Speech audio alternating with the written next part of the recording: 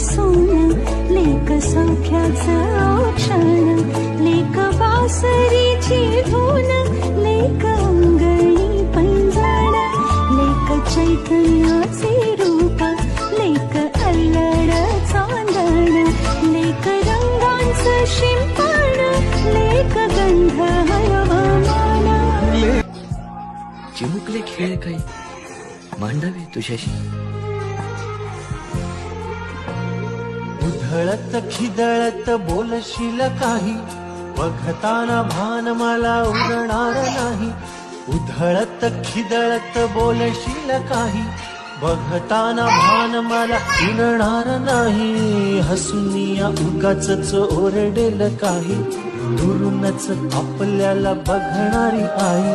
तरी सुद्धा दोघे जण